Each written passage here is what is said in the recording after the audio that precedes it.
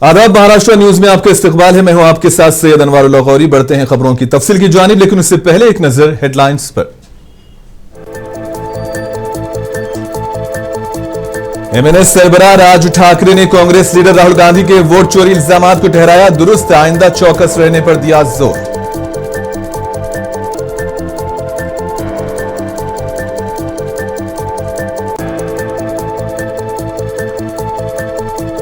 जब तक opposition parties अपनी शिकस्त का मुहासिबा नहीं करेंगी तब तक वो आगे नहीं बढ़ सकती। राज ठाकरे के बयान पर फडणवीस का रद्द-ए-अमल।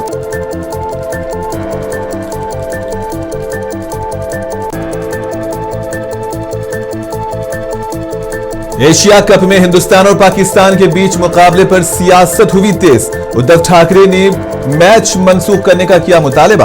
अजित पवार ने करार दिया गैर अहम मौजू।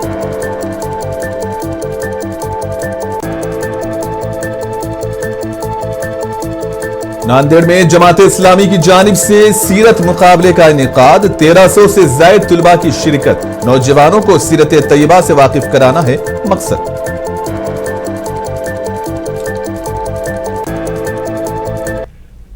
एमएनएस के सरबराह राज ठाकरे ने कांग्रेस लीडर राहुल गांधी के वोट चोरी इल्जामात को दुरुस्त ठहराया है।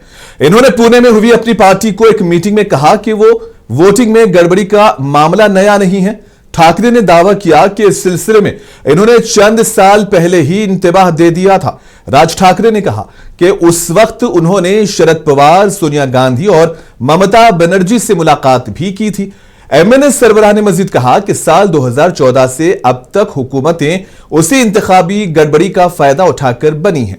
ठाकरे ने महाराष्ट्र असेंबली इंतखाबी नताइज से ना जीतने वाले खुश थे और ना हारने वाले, क्योंकि यह पूरा मामला वोटों की गड़बड़ी का था। राज ठाकरे ने अपने कारकुनान को आगाह करते हुए कहा कि आने वाले बलदियाती इंतखाब में मुस्तैद रहना होगा।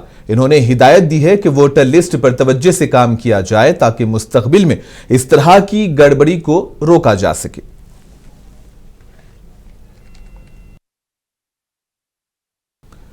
शिवसेना यूपीटी के रुकने पार्लियामेंट संजय राउत ने कहा कि महाराष्ट्र में वोट चोरी के मौजू पर रियासत की सभी अपोजिशन पार्टीज ने आवाज उठाई है और उन्होंने कहा कि फडणवीस हुकूमत वोट चोरी के जरिए आई है।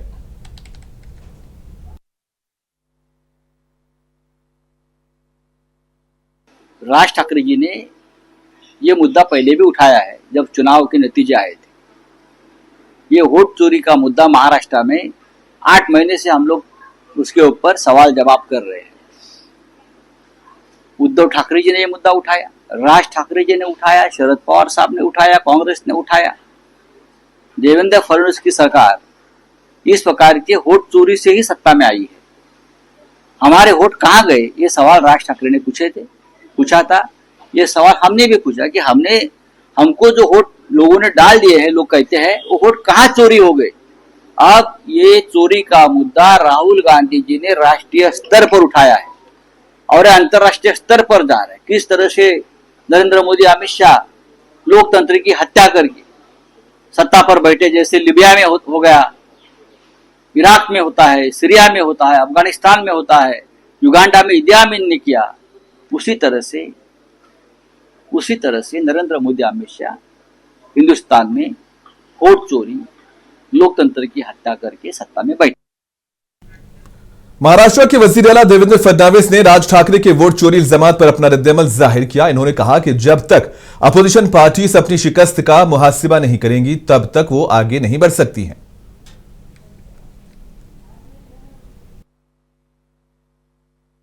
ऐसा है कि गालिब ने कहा था, दिल बहलाने के लिए ख्याल अच्छा है गालिब। बस वही मैं कहना चाहता हूं, ये अपना दिल बहला रहे हैं और अपने कार्यकर्ताओं को बताने की कोशिश कर रहे हैं कि अपन तो जीत ही रहे थे, अपनी हार में कोई षड्यंत्र है ताकि कार्यकर्ता बिखर न जाए। लेकिन मैं उनको इतना ही कहना चाहता हूं, जब तक अपनी हार का आत्मचिंतन ये नहीं करेंगे तब तक ये नहीं जीतेंगे।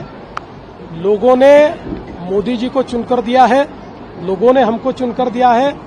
जब तक लोगों का अपमान करते रहेंगे और जब तक झूठ बोलते रहेंगे तब तक ये कभी जीत के नहीं आ सकते। महाराष्ट्र के वजीर आला देवेंद्र फडणवीस ने नागपुर में हिंदुस्तान के पहले स्मार्ट एंड इंटेलिजेंट विलेज का इफ्तिताह किया। नागपुर के देही इलाकों में सिर्फ 1800 मकीनों पर मुश्तमिल गांव सतनावरी में ड्रोन की मदद से खेतीबाड़ी और स्मार्ट इरिगेशन से लेकर मोबाइल बैंकिंग, डिजिटाइज स्कूल और जदीद निगरानी का निजाम होगा। स्मार्ट विलेज के तस्वुर के तहत तमाम डिजिटल वसाइल को एक ही छत के नीचे लाया गया है। आईटी टूल्स का इस्तेमाल करते हुए मिट्टी की जांच से लेकर आंगनवाड़ियों को चलाया जाएगा।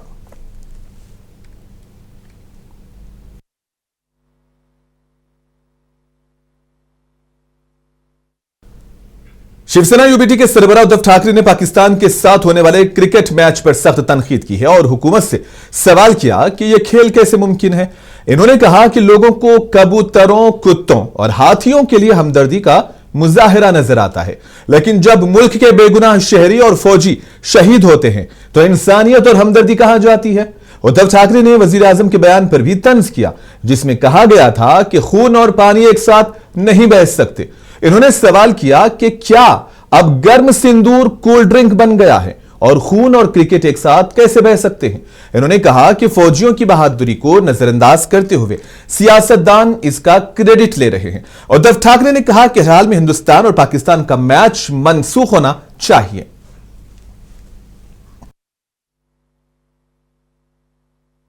कुत्र्यांसाठी हजारोच्या संख्येने उतरतात, चांगली गोष्ट आहे। हत्तीणीसाठी उतरतात, चांगली गोष्ट आहे। माणुसकी पाहिजे, भूतदया पाहिजे, पण ही भूतदया, ही माणुसकी, ते पहलगाम मध्ये जे आपले नागरिक मारले गेले, जे सैनिक शहीद झाले, ज्या आपल्या माता भगिनींचा सिंदूर पुसला गेला, सिंदूर, त्याच्यासाठी माणुसकी जाते कुठे?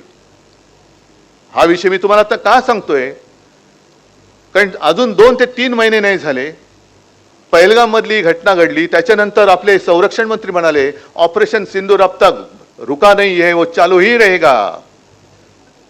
वो आपले पंतप्रधान म्हणाले कि खून और पानी एक साथ बह नहीं सकता। आनंदाची गोष्ट है, मेरे रगो रगो में खून नहीं सिंदूर, गरम सिंदूर बह रहा है। मग त्या गरम सिंदूरचं काय आता कोल्ड ड्रिंक झालं? पाकिस्तान बरोबर तुम्ही क्रिकेट खेळायला परवानगी देताय। आपल्या देशाची टीम ही पाकिस्तान बरोबर आता क्रिकेट खेळणार। मग तुमचा गरम सिंदूर गेला कुठे? जो घराघरात जाऊन तुम्ही सिंदूर वाटणार होता तो सिंदूर गेला कुठे? लावायचं कुठे तो? महाराष्ट्र के नायब वजीर आला अजित पवार ने शदीद बारिश या ट्रैफिक की भीड़ की वजह से फसलों के नुकसान जैसे मामलों पर बात करने के बजाय हिंदुस्तान पाकिस्तान क्रिकेट मैच जैसे नॉन इश्यूज उठाने वाले अपोजिशन लीडरों पर तनकीद की है। वो पहलगाम में दहशतगर्दाना हमले के पस मंजर में एशिया कप में हिंदुस्तानी टीम को पाकिस्तान के साथ खेलने की इजाजत देने के मरकजी हुकूमत के फैसले पर शिवसेना यूबीटी की तनकीद पर अपना रद्द-ए-अमल जाहिर किया है।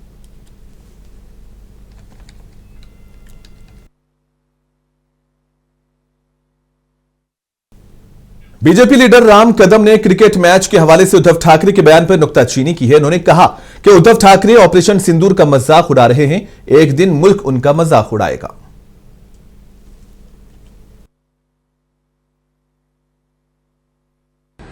हमारे दुश्मन मुल्क पाकिस्तान के क्रिकेटर लोगों को अपने घर में मटन बिरयानी खिलाने वाले उद्धव ठाकरे पुनः एक बार ऑपरेशन सिंदूर का मजाक उड़ा रहे। हो क्या गया आपको? ऑपरेशन सिंदूर का मजाक यानी हमारे साहसी फौज का मजाक, देश का मजाक, इस देश की माटी का मजाक। जब मुख्यमंत्री थे उस समय उन्होंने स्वयं कहा था कि उनको बजट क्या होता है, कैसे होता है, उन्हें कुछ नहीं समझता। वैसे विदेश राजनीति क्या है इसका भी आपका अध्ययन अधूरा है। जहां सारी इंटरनेशनल टीम एक साथ खेलेगी उस समय भारत उनके साथ खेलेगा। ये उस देश के लिए नहीं, ये हमारे देश की विदेश की राजनीति है। आपको विदेश नीति समझती नहीं। और जहां 1-to-1 पाकिस्तान के साथ खेलना है वहां पर हम नहीं खेलने वाले। यह बात आपको पता भी है या ऐसे ही माइक सामने आया करके आपने बोल दिया? बार बार ऑपरेशन सिंदूर का मजाक उड़ाने वालों का ये देश। जमात इस्लामी हिंद नांदेड़ ने तुलबा नौजवानों के लिए सीरतुन नबी सल्लल्लाहु अलैहि वसल्लम का इनामी मुकाबला कामयाबी से मुनक्किद किया है। यह मुकाबला नौजवान नस्ल के दिलों में सीरत तैयबा की शमा रोशन करने का एक शानदार इक़दाम है और इस मुकाबले का बुनियादी मकसद नबी करीम सल्लल्लाहु अलैहि वसल्लम की हयात मुबारका के लाजवाल नमूनों को सिर्फ चंद मखसूस अय्याम तक महदूद ना रखना है, बल्कि उन्हें जिंदगी के हर लम्हे के लिए मशाले राह बनाना है ताकि नौजवान इससे मुस्तफीद होकर अपनी जिंदगियों को संवार सकें। 1300 से ज्यादा तुलबा व तालिबात ने इस मुकाबले में शिरकत की।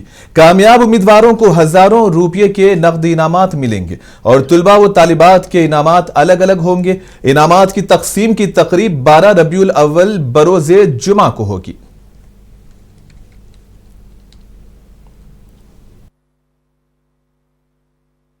जमात इस्लामी का जो मकसद है मिल्लत की इस्लाह में नौनिहालों और नौजवानों के अंदर इस्लाम और इस्लामी तालीमात का शऊर पैदा करना और सीरत के मुताले का ज़ौक़ और शौक़ बढ़ाना, उसके ज़रिए से उनकी किरदार साजी करना, इस मकसद के तहत ये सीरतुन नबी सल्लल्लाहु अलैहि वसल्लम इनामी मुकाबला लिया जा रहा है। अल्हम्दुलिल्लाह ये इस बार पूरे शहर में 7 मराकिज़ पर इम्तिहान लिया जा रहा है, जिसमें 2 ग्रुप बनाए गए, एक प्राइमरी 5वीं ता 7वीं, दूसरा हाई स्कूल ग्रुप 8वीं ता 10वीं।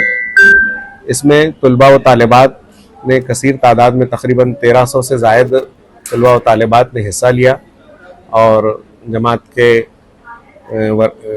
अरकान और जमात से मुत्तफ़िक़ वाबस्ता असातिज़ा साहिबान की खिदमात इस इम्तिहान को लेने में हासिल की गई हैं। मिल्लत की तरफ से बड़ा अच्छा रिस्पांस मिला है और बड़े ज़ौक़ और शौक़ से तुलबा और उनके सरपरस्त यहाँ सेंटर पर आकर के उसका मुज़ाहरा किए और ये बताता है कि वो सीरत से दिलचस्पी रखते हैं और वो अपनी ज़िंदगी में भी सुधार लाने की कोशिश करते हैं और इसके मुस्बत नताइज होंगे इंशाअल्लाह। कुरैशी समाज का आंदोलन कई दिनों से जारी है और इस ज़िमन में औरंगाबाद में कुरैशी समाज के नुमाइंदों का एक प्रोग्राम मुनक्किद हुआ जिसमें रियासत के तमाम जिम्मेदारान मौजूद थे और इस मौके पर यह कहा गया है कि 5 सितंबर तक कारोबार बंद रहेगा। इसके बाद आइंदा का लाहे अमल का ऐलान होगा।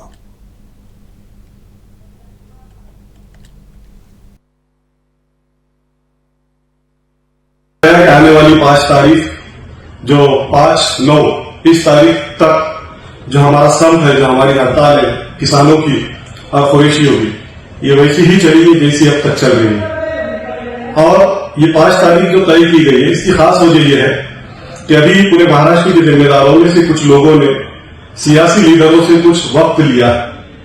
अभी उस वक्त लेने के उस वक्त तयशुदा वक्त के बाद उनकी बात जैसे ही सामने आ जाएगी तो एक और खुलासा हमारे सामने आएगा कि हमें अगला कदम किस तरीके से लेना है।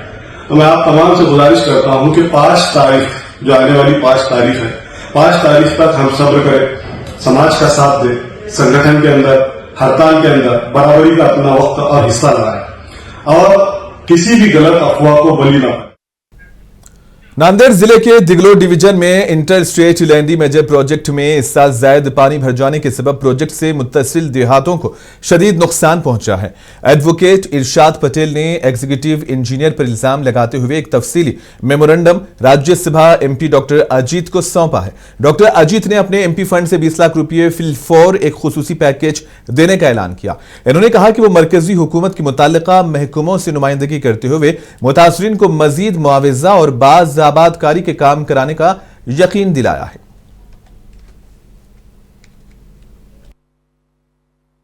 परत एकदा उभं करणं, या गावातल्या तरुणांना रोजगार उपलब्ध करून देणं, उपजीविकेची साधनं उपलब्ध करून देणं, लेकरांच्या शैक्षणिक विषयासंदर्भात करणं। आणि मी जेव्हा पाहिलं इथल्या गावकऱ्यांना विचारलं ते म्हणाले की आमच्याकडे अनेक स्वयंसेवी संस्थांनी अन्न धान्य सीधा मोठ्या प्रमाणावर आणून दिलेलं आहे, पण आम्हाला गॅसची शेगडी सिलेंडर आणि स्वयंपाक करण्यासाठी किंवा अन्न शिजवण्यासाठी आमच्याकडे साहित्य नाही आहे।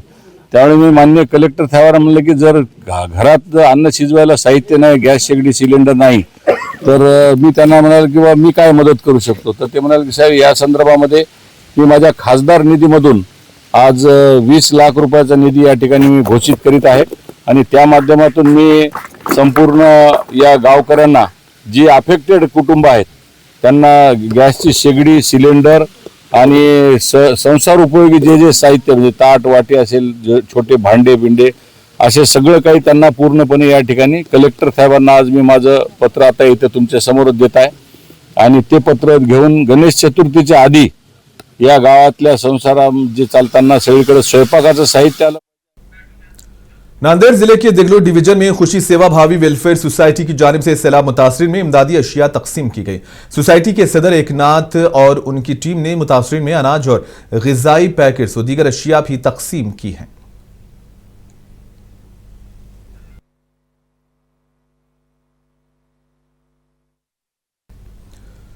पालघर के जामशेट इलाके में एक नाबालिग लड़की से छेड़छाड़ का वाकया सामने आया है, जिस पर गांव वालों ने शदीद बरहमी का इजहार किया है। गांव वालों ने इल्जाम लगाया कि गरीब और कबायली समाज के लोगों को धोखा देकर दूसरे मजाहिब में तब्दील किया जा रहा है और उसी आड़ में ईसाई मिशनरी की दुआया इज्तिमाआत गैर कानूनी तौर पर चलाई जा रही हैं। मुश्तइल गांव वालों ने यहां मुनक्किद होने वाले दुआया इजलास की सख्त मुखालिफत की है।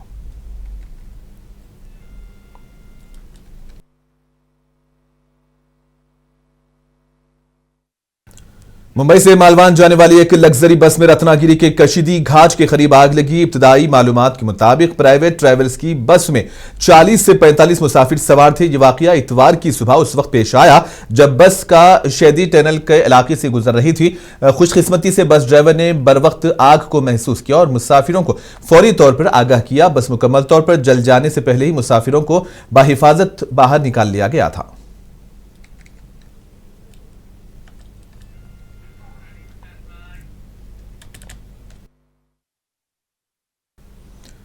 महाराष्ट्र की वजीर आदिति तटकरे का कहना है कि हुकूमत गणेश उत्सव के दौरान कोंकण के बाशिंदों के लिए सफर की मुनासिब सहूलतें फराहम करेंगी। इन्होंने कहा है कि इस ज़िमन में खुसूसी बसें भी चलाई जा रही हैं।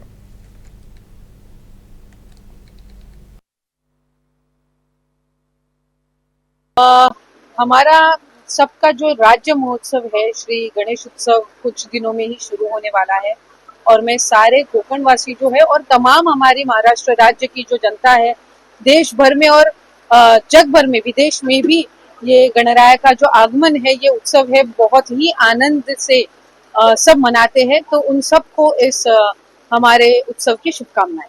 कि रास्ता ज्यादा से ज्यादा हम सबको एक बात का खेद है, इस बात का दुख है कि हमारा नेशनल हाईवे जो है जो काफी सालों से it is pending for the completion. तो ज्यादा से ज्यादा जो जाने वाले हमारे नागरिक है उनको उनका जो पूरा ये ट्रैवलिंग टाइम है उनमें उनको जो भी दिक्कतें आती है वो कम करने की कोशिश हम कर रहे हैं। नेशनल हाईवे हो, स्टेट हाईवे हो, उनके जो वहाँ के ऑफिसर्स है उनके साथ हम कंटिन्यूअसली कांटेक्ट में हैं। कुछ सुझाव हमें जो कोंकण के अलग अलग संगठनाएं हैं उनसे भी आए हैं, तो वो सुझाव भी हम नेशनल हाईवे और स्टेट हाईवे तक पहुंचाने की। शिवसेना यूबीटी रुकने पार्लियामेंट प्रियंका चतुर्वेदी ने मरकजी वजीर किरण रिजिजू के हालिया बयान पर अपना रद्देमल जारी किया। इन्होंने पीएम, सीएम और दीगर वज़रा को 30 दिन की सजा पर लाए जा रहे नए कानून की मंशा पर सवाल उठाए हैं।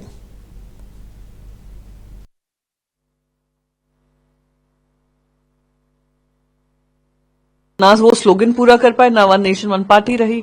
लोकसभा चुनाव ने उनको हकीकत दिखा दी।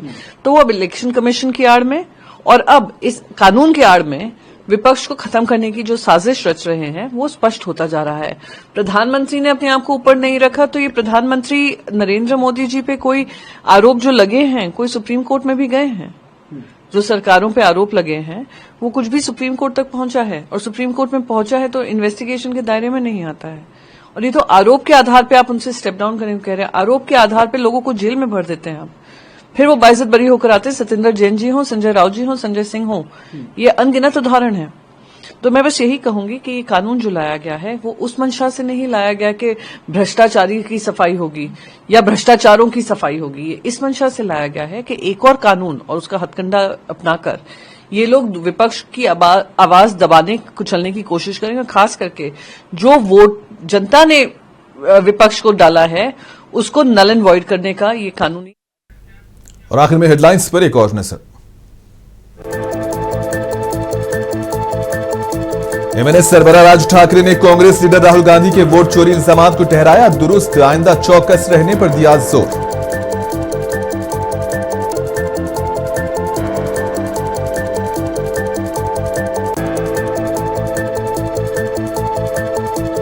जब तक अपोजिशन पार्टीज अपनी शिकस्त का मुहासिबा नहीं करेंगी तब तक वो आगे नहीं बढ़ सकती। राज ठाकरे के बयान पर फडणवीस का रद्द अमल।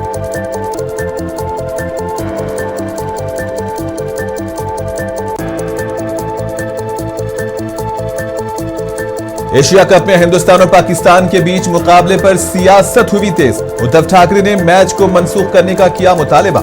अजीत पवार ने करार दिया गैर अहम मौजू।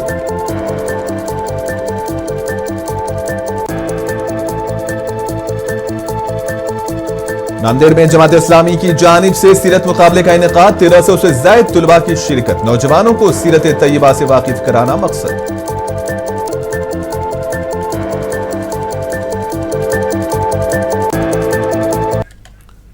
और इसी के साथ ही खबरों का सिलसिला यहीं पर इख्तिताम पजीर होता है। दीजिए इजाजत, आदाब।